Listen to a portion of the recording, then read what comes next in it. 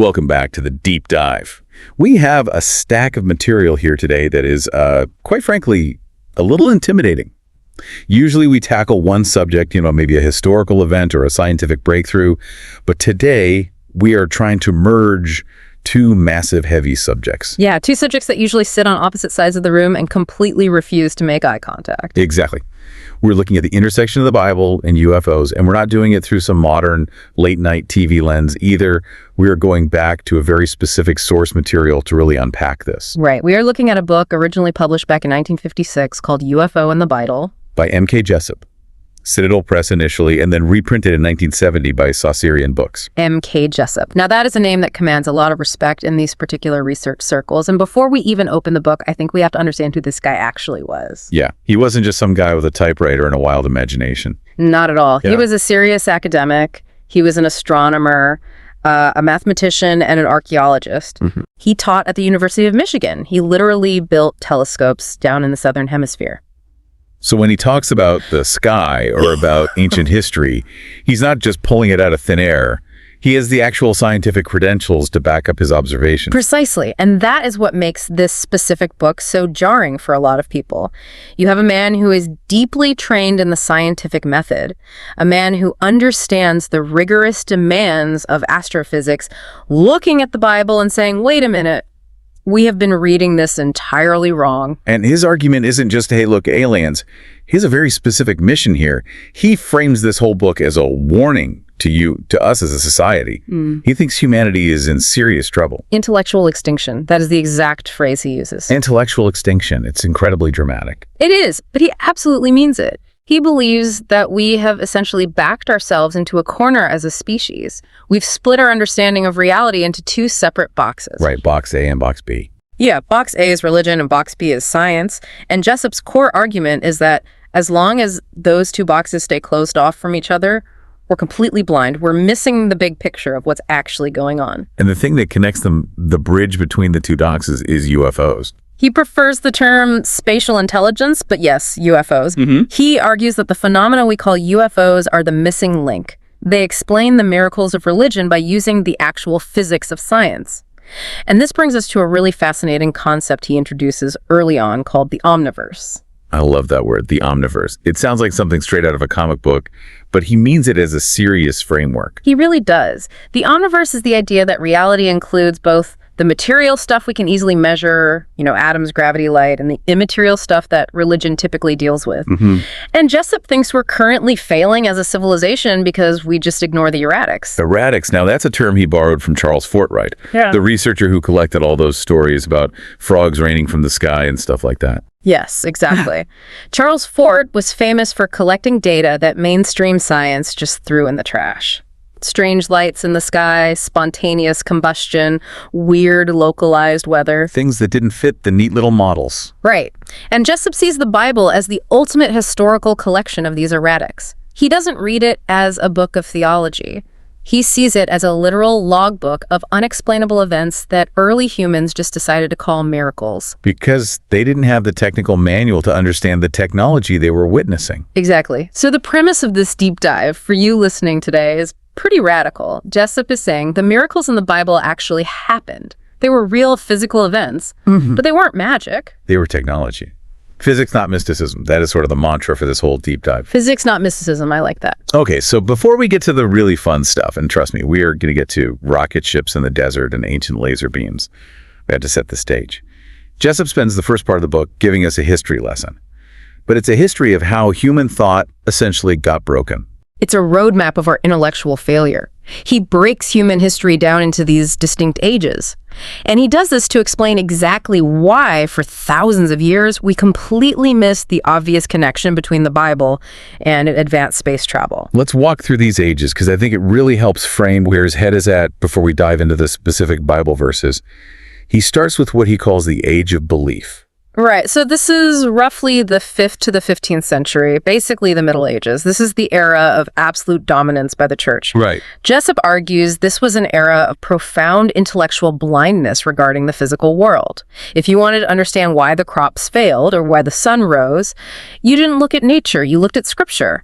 Religious dogma was the only acceptable reality. So it's just total tunnel vision. You ignore the physical world entirely to focus purely on the spiritual. Exactly. And because of that, any advanced technology or any erratic event was just immediately filed under God's will. There was zero curiosity about the mechanics of how an event actually happened. But then we move into the Renaissance, and Jessup calls this the Age of Adventure. This is the fun part. What he calls the insistent why. Yeah, the insistent why. This is the time of Leonardo da Vinci, Giordano Bruno, men who started actively poking at the established boundaries.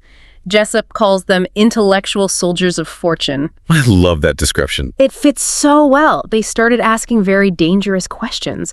They wanted to know how the machine of the universe actually worked. And that leads directly into the Age of Reason in the 17th century. The big guns show up. Bacon, Galileo, Descartes. And this is where the great divorce happens. This is the start of what Jessup calls the deadly warfare between science and the church. Science starts winning massive battles here. They prove the Earth goes around the sun. They prove that disease isn't caused by demons. They start explaining all the daily miracles away. Right. But Jessup argues that this victory for science came at a terrible cost.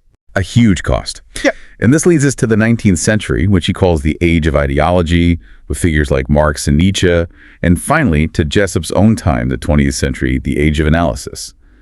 And this is where he says the trap finally snaps shut on us. The trap of over-specialization. Yeah, why is the Age of Analysis a trap?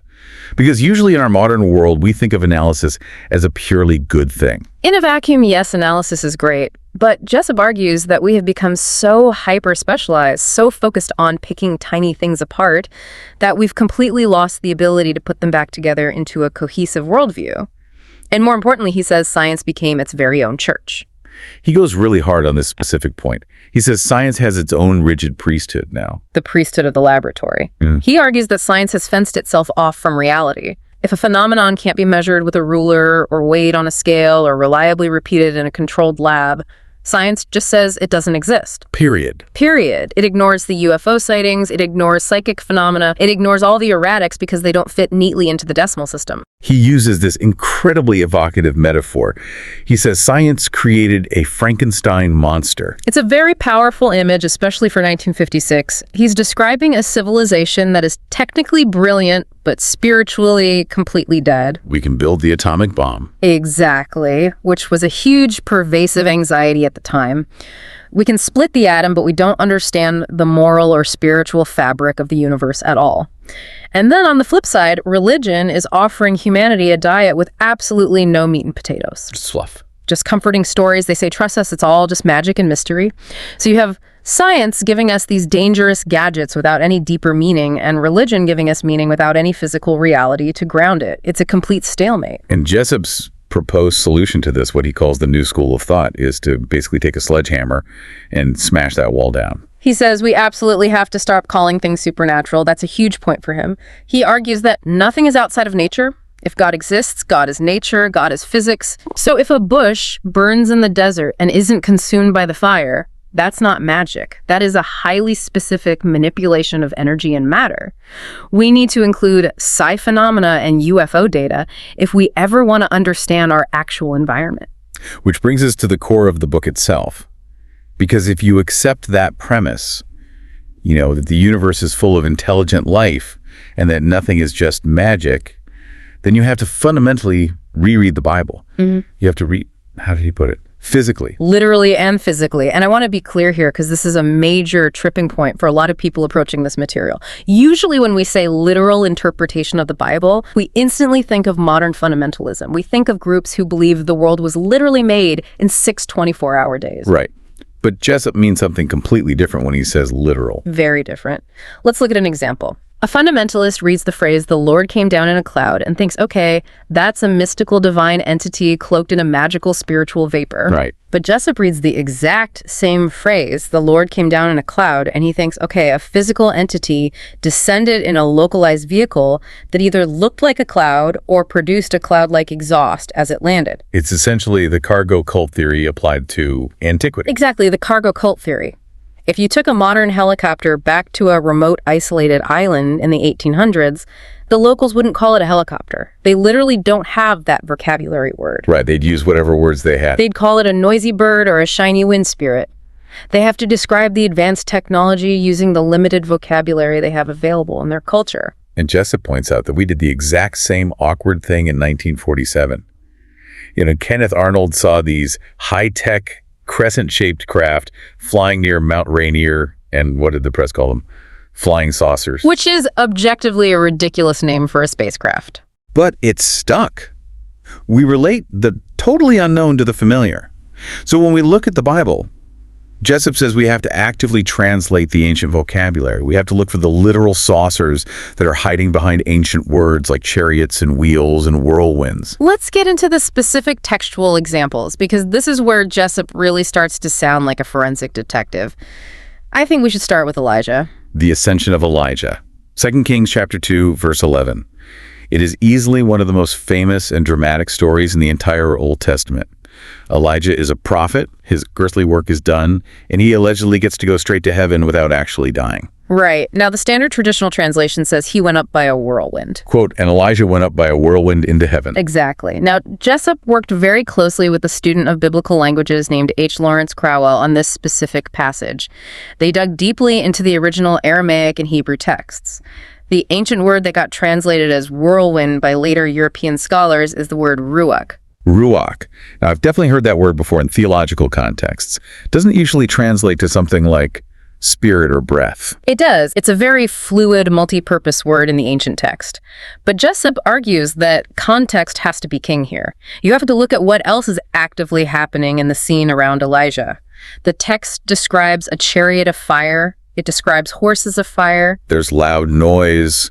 There's intense wind. Right. So Jessup argues that whirlwind is a passive, weather-based mistranslation that completely misses the mechanical nature of the event. He and Crowell suggest that the much more accurate technical translation of ruach in this specific context is power blast. And Elijah went up by a power blast. I mean, that sounds exactly like a rocket launch. He completely changes the entire visual of the scene, doesn't it? It immediately stops being a freak weather storm and starts being a directed mechanical event. And what about the horses of fire? Because that's the part that always sounded so mythical. Think about it from the perspective of an ancient observer. If you are a shepherd in 800 BC and you suddenly see a massive metallic craft emitting intense sparks or massive flames from an exhaust port, what does that look like to you? It looks like a wild beast. It looks like a powerful horse kicking up fire and dust. Wow. Jessup argues these weren't magical animals at all. They were the visible combustion or perhaps the electrical discharge of an advanced propulsion system. So if we retranslate the whole scene based on Jessup's theory, it becomes this. A bright, highly reflective, fiery vehicle appears, suddenly emitting intense electric sparks, which are the horses. And Elijah is physically snatched up into the sky by a massive blast of propulsion power. He was abducted, or evacuated, depending on how you want to frame it. The word translation in the biblical sense just means moving a physical body from point A to point B. Jessup strongly believes that point B was a mothership in orbit. That is just wild to think about. And he sees this exact same military-style terminology with Elisha too, right? The guy who took over the prophet job after Elijah left. Yes. This is in 2 Kings chapter 6, verse 17. The setup is that Elisha is trapped inside a city that is completely surrounded by a massive hostile enemy army. His servant is naturally panicking. He thinks they're absolutely going to be slaughtered. But Elisha stays perfectly calm. Right, Elisha doesn't panic at all. He just prays for his servant's eyes to be opened so he can see the reality of the situation. And suddenly the servant looks out and sees that the mountains surrounding them is full of horses and chariots of fire. The Rekab Esh. Exactly. In Hebrew, Rekab literally means vehicle or chariot. Esh means fire. Jessup translates this phrase very directly as fiery vehicles. It's so fascinating because if you take the mystical magic out of the text, the story actually becomes a lot more tactical. Elisha wasn't sitting there feeling safe because he was guarded by invisible spiritual ghosts. He was calm because he was literally backed up by overwhelming air support. It implies vastly superior air power. Just imagine the psychological effect of that scenario. You are surrounded by an ancient ground army with swords and spears, but you look up to the high ground and see an entire squadron of glowing advanced craft just hovering there silently in the hills. You'd feel pretty safe too. Jessup also brings up Psalms chapter 18, verse 10 to support this aerodynamic theory. Oh yeah, that's a great one. The traditional text says, and he rode upon a cherub and did fly. Yeah, he did fly upon the wings of the wind. But if we apply that Ruach translation again, the power blast translation, what does it become? It literally becomes he flew upon the wings of the power blast. Wings of the power blast. That explicitly implies aerodynamics, it implies lift and mechanical thrust. Jessup is really meticulously building a case here that these ancient writers were incredibly accurate observers. They described exactly what they saw happening in front of them. Aerodynamics, propulsion, vertical takeoff, they recorded all of it. They just lack the engineering manual to explain the physics, so they use poetry. Exactly. Poetic language was their only tool for describing high technology. Now, Jessup doesn't just stick to the standard canonical Bible, you know, the one you find in a hotel nightstand. He actively goes off-road. He dives deep into the apocryphal, the so-called hidden books. And this detour is absolutely crucial for his methodology. He firmly believes that the standard Bible, the accepted canon, has been heavily edited and sanitized over the centuries. Various church councils got together and decided what texts stayed in and what got thrown out. Right. Jessup argues they likely stripped out the specific accounts that were too weird, too obviously physical, or too contradictory to their developing spiritual theology. So to Jessup, the Apocrypha is where the raw, unfiltered data is hiding. It's where the erratics are, the weird stuff that didn't fit the neat theological narrative. Yeah. And he finds a massive amount of highly specific light phenomena described in these hidden books. Let's talk about the Nativity, because we all know that story, right? It's iconic. The Star of Bethlehem, the three wise men, the quiet little manger. Right. The standard Sunday school interpretation is that a really bright star, or maybe a passing comet, safely guided the Magi to the exact spot. But Jessup, being an astronomer, immediately points out the glaring physical problem with that story. Stars do not stop. Right. They don't suddenly halt and hover over one specific small building in a tiny town. A star is a massive ball of gas millions of miles away. It physically cannot pinpoint a stable. So what does he find when he looks in the hidden books instead? He cites several rejected texts, specifically the Gospel of the Birth of Mary and the Protevangelium. These texts didn't make the final biblical cut. And in these early versions, it's not just a distant twinkle in the sky. They explicitly describe angels appearing accompanied by, quote, prodigious light. Prodigious light. That sounds intense, like overwhelming. It does. And specifically, the Protevangelium says a bright cloud overshadowed the cave where Jesus was being born. And then, and this is the really key detail, the cloud suddenly became a light so unbelievably great that, quote, the eyes could not bear it. That doesn't sound like a star. That sounds exactly like a high-powered landing light. Yeah. Or a military searchlight pointing right at you. That is exactly Jessup's interpretation. He insists these aren't just gentle spiritual metaphors for internal enlightenment. These are literal descriptions of high-intensity artificial illumination. He pulls from another hidden text called I Infancy, which states that the cave was suddenly filled with lights, quote, greater than the light of lamps and candles and greater than the light of the sun itself. Just imagine being a shepherd huddled in a dark cave at night, and suddenly it's brighter than high noon outside. That would be absolutely terrifying. It implies a controlled, heavily directed energy source hovering right outside the entrance.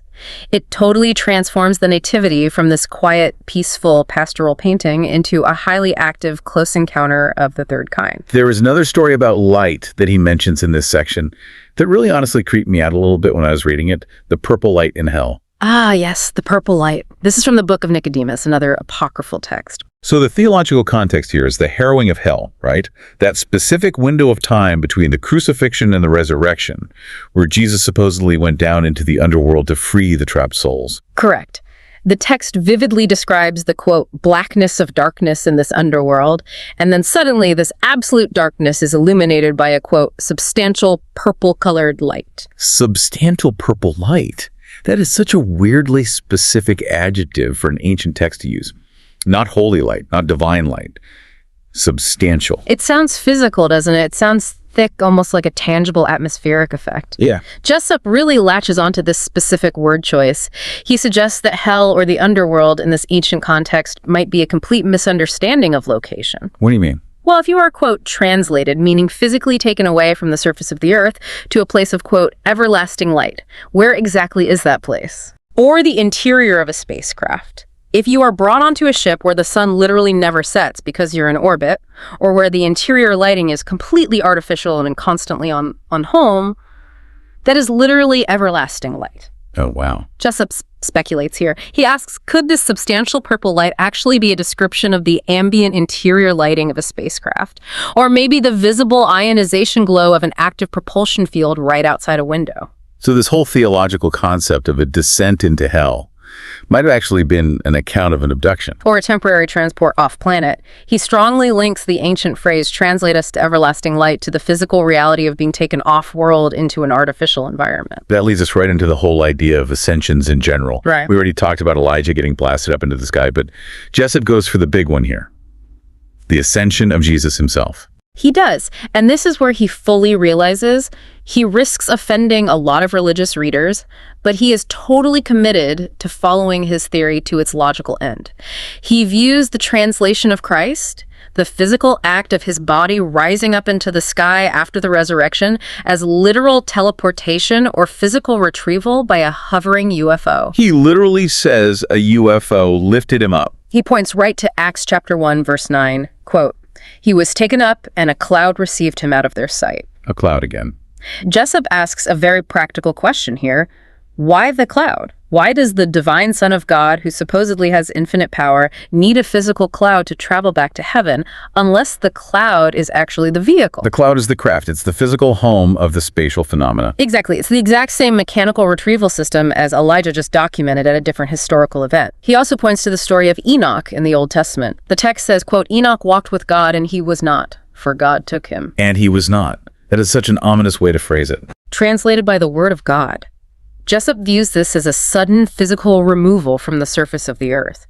One minute the guy is walking there, the next minute he is just beamed up. We keep instinctively using these Star Trek terms like beamed up or tractor beam, but honestly, that really is the best modern way to describe exactly what Jessup is seeing in these ancient texts. It is the most accurate vocabulary we have for his theory, and he actually connects the specific events surrounding the crucifixion to this aerospace phenomena too.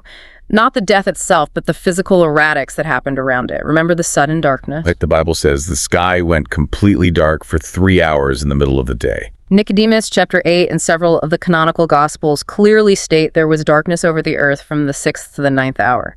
Now, theologians call this a divine miracle showing nature mourning, but astronomers look at that and say, well, it physically couldn't have been a solar eclipse. Why not? I mean, that's the standard scientific write-off, right? Because the crucifixion happened during Passover, and Passover always strictly happens during a full moon. Oh. During a full moon, the moon is entirely on the opposite side of the earth from the sun.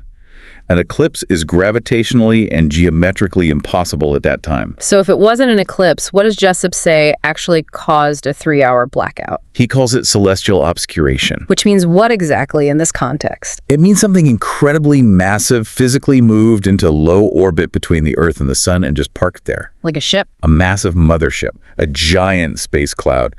And he actually connects this ancient event to a relatively modern astronomical report from 1879. An Australian astronomer named Russell officially reported seeing a massive dark physical shadow fixed over the moon for hours. Wow. Jessup suggests that during the crucifixion, an immensely large craft was deliberately parked in low Earth orbit, physically blocking out the sunlight over that region of the globe. And what about the earthquake? Because the text also says the earth violently shook and rocks were literally split apart during this darkness. Gravitational force. Think about the physics of it. If you have a massive artificial object, something literally big enough to block out the sun over a region, hovering that close to the Earth's surface, its localized gravitational pull would be immense. It would cause massive tectonic stress. It would absolutely cause a localized earthquake. So he's taking these two completely separate divine miracles, the sky going black and the Earth shaking, and tying them together into one single cohesive astrophysical event caused by an artificial object. Precisely. It turns two supernatural miracles into one observable physical event caused by the presence of a massive machine.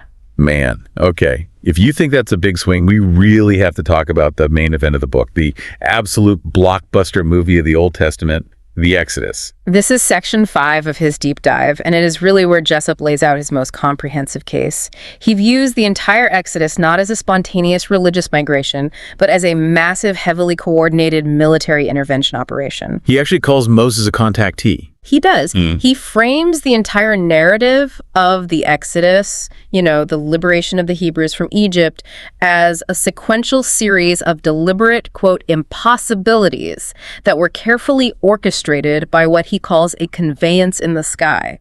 So in this reading, Moses isn't just a holy prophet wandering around listening to a voice in his head. He's literally the guy on the ground with the radio calling in coordinates to the ship above. Essentially, yes. Look at the very beginning of the story, the burning bush in Exodus chapter 3, verse 2. Right, a bush out in the desert that is completely engulfed in flames but somehow isn't consumed by the fire. Jessup interprets this as a highly controlled, directed energy phenomenon. He says it wasn't fire as we chemically understand it, rapid oxidation. It was a concentrated light, a holographic projection, or maybe a localized force field that visually looked like bright fire but didn't actually emit destructive heat to burn the wood. So it's just a signaling flare, basically. Exactly. It was a high-tech communication device. It was deployed simply to grab Moses' attention in the desert and deliver specific operational instructions. And then we get to the plagues of Egypt. I mean, usually we are taught to think of these as well, nature just going crazy or God magically smiting people from above. Jessup looks at the plagues and sees what he calls space drops. Space drops. Like they were literally just dropping payloads from the ship in orbit. Exactly. Let's start with the first plague, right? The river of blood. Jessup strongly suggests this was a deliberate chemical alteration of the water supply. A red dye or an aggressive chemical agent actively dropped from the craft to make the local water completely undrinkable. It's a classic resource denial tactic. Okay, that tracks militarily. But what about the weirder ones? The frogs and the lice. This is where his theory gets a little gross and honestly kind of funny to visualize. Jessup suggests that these massive exploratory spacecraft might, quote, carry huge quantities of lower types of life on board. They carry tanks of frogs in space. Why would they do that? Maybe as a self-sustaining food source for a long journey, maybe for biological experimentation. Regardless of why they had them, Jessup suggests they simply opened the cargo bays and dumped the holding tanks over Egypt. Wow. He notes that the Bible specifically says the frogs suddenly covered the land. And right after the frogs came the lice and the swarms of flies. He views this entire sequence as an escalating campaign of biological warfare. You dump aggressive pests on a population to break their morale and their infrastructure. It's totally strategic. You deliberately make the civilian population so utterly miserable that they actively demand the pharaoh let the captive labor force go just to make it stop. Very strategic. Then you look at the plague of boils, Exodus chapter 9, verse 10. The text specifically says ashes were sprinkled toward heaven, and it immediately resulted in horrific boils breaking out on man and beast. Oh, man. Jessup calls this a textbook distributed biological agent. Toxic dust or a fine chemical powder literally dropped from the skies that caused severe localized skin infections upon contact. And what about the plague of hail and fire? He calls that one meteorological warfare, right? Exactly. Directed weather control. If you have a craft that can casually manipulate gravity and local atmospheric pressure, you can easily synthesize a localized superstorm right over your enemy's capital city. It's genuinely terrifying when you look at it through that specific lens. It's not a religious awakening.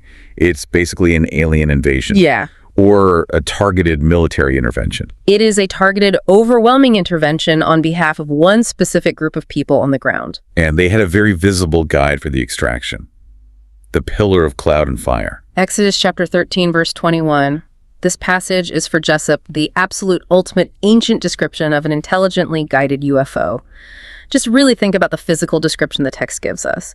By day, it looked exactly like a towering pillar of cloud, but by night, it looked like a pillar of fire. Which sounds exactly like a rocket. Or a very large, sustained craft with a highly visible exhaust trail. In the bright sunlight, the active exhaust just looks like a dense white cloud or a thick vapor trail. But at night, against the dark sky, the intense heat and glow of the propulsion system makes it look exactly like a pillar of glowing fire. And it led them perfectly. It stopped moving when they needed to rest. It started moving again when it was time to march. Right. And there's a very specific part in Exodus chapter 40, verse 34, where it says, the cloud came down and covered the tent, and the, quote, glory of the Lord physically filled the tabernacle. Glory of the Lord. How does he translate that? Jessup interprets glory in this specific context as the physical presence and radiance of the craft itself. It was hovering extremely low right over their camp. The glory refers to the intense visible radiance, the sheer raw energy output of a hovering machine.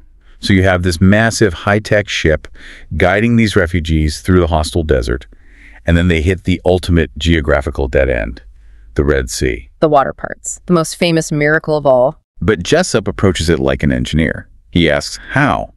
What are the actual physics required to move an ocean? The standard biblical explanation usually leans on a, quote, strong east wind blowing all night. But a wind strong enough to physically push back millions of gallons of water into a standing wall would easily blow the actual people away, too. You can't just casually walk your family through a Category 5 hurricane. Exactly. It makes no physical sense. So Jessup proposes his theory, gravitational control. Like a massive tractor beam. A very similar principle, yes. If the hovering UFO exerted a highly focused, localized gravitational force, or perhaps deployed an anti-gravity field right over the water, it could physically push the water back, or it literally lift it out of the way, creating a perfectly dry path across the seafloor. It essentially creates a pressurized tunnel of safe passage using invisible force fields. The text actually says, quote, a wall of water on their right and on their left. Held perfectly in place by an invisible sustained force. And then when the Egyptian army tries to drive their chariots into the same path to follow them, the intelligence in the craft simply turns the field off. the power cuts out. The anti-gravity field deactivates. Normal Earth gravity instantly returns, and millions of tons of water crash back down. It's so completely ruthless when you frame it like that. It is cold military efficiency. The stated objective was to safely extract the Hebrews and permanently destroy the pursuing threat. Mission completely accomplished. And then there's the ongoing logistics of the aftermath. How do you feed a massive group of hundreds of thousands of people wandering in a barren desert for 40 years? You can't just scavenge for berries. Right, manna from heaven. And the swarms of quails. Exodus chapter 16, verse 13 says, massive flocks of quails just suddenly came up and completely covered the camp. Jessup immediately connects this to modern Forteani. You know those weird reports we mentioned earlier of spontaneous showers of fish or frogs or birds just falling out of a clear sky? He suggests the space conveyance hovering above was literally dropping daily food rations. Airdrops. Yes. Synthesized nutrient paste, which they called manna, which appeared like a weird white frost on the ground, and actual physical protein drops, which were the quails. They were just being kept alive by daily military airdrops from orbit. Precisely. It entirely transforms the Exodus from a mystical religious pilgrimage into a massive, desperate refugee operation strictly supported by advanced aerial logistics. The ship guided them, it fought their enemies for them, and it actively fed them when they were starving. That is just a staggering reinterpretation of a story we've all heard a million times. It really is, and you have to remember the context. Jessup is writing this book in the mid-1950s. The global memory of the Berlin airlift was still very fresh in everyone's minds. Oh, right. The radical idea of sustaining a massive trapped population by airdropping supplies to them from the sky was a concept everyone suddenly understood. He's just applying that modern logistical logic to these ancient unexplained texts. Okay, so we've got rockets, we've got biological warfare, we've got tractor beams parting the sea.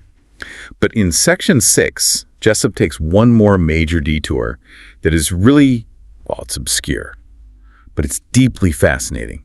He suddenly brings in a guy named Emanuel Swedenborg. Ah, yes, the Little People of the Moon chapter. This is where Jessup really tries to bridge the gap and connect the ancient biblical past directly to the modern UFO encounters people were reporting in the 50s. First off, who exactly was Swedenborg? Why does Jessup care what he said? Emanuel Swedenborg was a very prominent 18th century figure. He was a brilliant, highly respected scientist, a working engineer, and then later in his life he became a profound mystic. So a weird mix of backgrounds. A very rare combination of a highly rational, trained intellect and deep, esoteric, spiritual exploration. Jessup heavily values his testimony because he was officially trained as an objective scientific observer first and foremost. And this trained scientist claimed he literally visited the moon. Spiritually, or perhaps via some form of intense remote viewing vision, yes. He wrote extensively about his encounters, and he specifically described interacting with the inhabitants there. This is where the book veers into what UFO researchers call high strangeness. What exactly did Swedenborg claim he saw on the moon? He stated that the spirits or inhabitants of the moon were roughly the physical stature of a 7-year-old human boy, but they were incredibly robust and muscular. He explicitly referred to them in his writings as dwarfs. Dwarves living on the moon. Okay. And he noted a very bizarre, highly specific biological detail about them. He said they spoke to him with incredibly loud voices that sounded like, quote, thunder. But the weird part was the sound completely bypassed their mouths. It originated deep from within their abdomens, not their lungs. That is such a strangely specific anatomical detail to include in a spiritual vision. Why the abdomen? Swedenborg theorized at the time that it was because there was very little breathable air on the moon, so these beings had biologically adapted a completely different internal mechanism for generating sound waves. That's wild. But Jessup primarily focuses on their physical size, the description of little people. And their behavior too, right? Yeah. Because didn't Swedenborg mention seeing one of them carrying another one around? Yes. He noted seeing one of these entities physically carrying another one on its back like a pack. But the main point Jessup is making here is linking this 18th century account directly to modern UFO reports. Right. Think about the classic gray aliens or the little green men tropes that exploded in the 1950s. Small physical stature, unusually large heads, robust bodies. Jessup cites Swedenborg as historical proof that this, quote, embryonic science of ufology actually has extremely deep historical roots. So he's saying this whole alien thing isn't just a quirky 1950s sci-fi fad driven by comic books. Exactly. He's saying Swedenborg, a trained scientist, was observing and documenting the exact same entities in the 1700s that everyday people were suddenly reporting seeing outside their farmhouses in 1956. And going back even further, that the Bible might have been describing those exact same entities thousands of years before Swedenborg. It perfectly connects the historical dots across centuries of human experience. It makes the argument that this phenomenon, whatever it is, has literally always been here interacting with us. That is Jessup's ultimate goal with this book, isn't it? To show that this massive weird phenomenon is consistent throughout human history. It's fundamentally part of our story. That is his entire thesis, yes. So, stepping back from all the specific verses and the moon dwarves, what does this all actually mean for us? We've gone from the Middle Ages to the Exodus to the moon. Jessup's core argument is incredibly huge. It is essentially a desperate plea for total objectivity from humanity. Let's summarize this specific mission of his as we wrap up. Because as we mentioned at the start, he's really genuinely worried. He's not just compiling a list of fun, spooky facts for a paperback. He truly thinks we as a species are in grave danger. He absolutely does. He believes we are standing right at a critical crossroads. He says modern civilization faces literal intellectual extinction unless we can force ourselves to become truly objective. Intellectual extinction. That's such a heavy, sobering phrase to throw around. It means we will inevitably hit a developmental dead end. If mainstream science stubbornly refuses to even look at the spiritual or UFO data because it thinks it's silly nonsense. And if mainstream religion stubbornly refuses to accept the physical, technological reality of their own texts because they think it's offensive blasphemy, then we will simply never, ever understand the true nature of the universe. We will blind ourselves permanently. we'll essentially just be stuck in the cosmic crib. Exactly. We will be stuck down here aggressively playing with our dangerous nuclear toys, while the adults, the spatial intelligence he talks about, just quietly watch us from above, refusing to intervene until we grow up. He desperately wants us to just admit that spatial life and intelligence is, quite frankly, the only truly rational, logical explanation for the massive amount of bizarre data recorded in the Bible. Yes. He says we must stop being so incredibly arrogant as a modern species. We need to go back and carefully look at these ancient texts, the canonical Bible, the rejected apocryphal, all of it, without the heavy blinding bias of religious dogma and without the dismissive snobbery of modern science. We need to see them for what they really are. Historical records of actual contact. A physical logbook of our interactions with the omniverse. And he actually leaves the reader with a very provocative thought right at the end of the book. He specifically mentions the Dead Sea Scrolls. Oh, right. The timing on that makes sense. They were just actively being discovered in those caves and unpacked by scholars right around the time he was writing this book. Yes, exactly. And he poses a really chilling question to the reader. He says, if the heavily censored, edited Bible we currently have is already this full of obvious UFO sightings and advanced technology, what incredible secrets are still sitting tightly rolled up in those Dead Sea Scrolls hidden in desert caves? Are we literally sitting on a definitive ancient guide to the galaxy without even realizing it? That is the ultimate question he leaves us with. If the Apocrypha, the stuff we actually know about and can read, features literal teleportation and advanced searchlights, what on earth is in the books that were considered so incredibly dangerous they were hidden away in clay jars in the desert for 2,000 years? What exactly did they want to keep secret so badly? It strongly suggests that the actual true history of humanity is far more crowded and far more frequently visited than we have ever dared to admit to ourselves. It really makes you want to go grab a shovel, a flashlight, and a very thick Hebrew dictionary, doesn't it? It certainly does. It completely upends everything you think you know. Well, that is M.K. Jessup's highly controversial and genuinely mind-bending book, UFO and the Bible. A single text that tries to simultaneously rewrite ancient history, deeply held theology, and modern science, all in one wild go. A true, unapologetic deep dive into the very heart of the omniverse. Thanks for joining us for this one. We really hope it gave you a lot to think about. Keep watching the skies, and maybe try reading those familiar old verses just a little bit differently tonight. Indeed. Stay curious, and above all, be objective. See you all next time.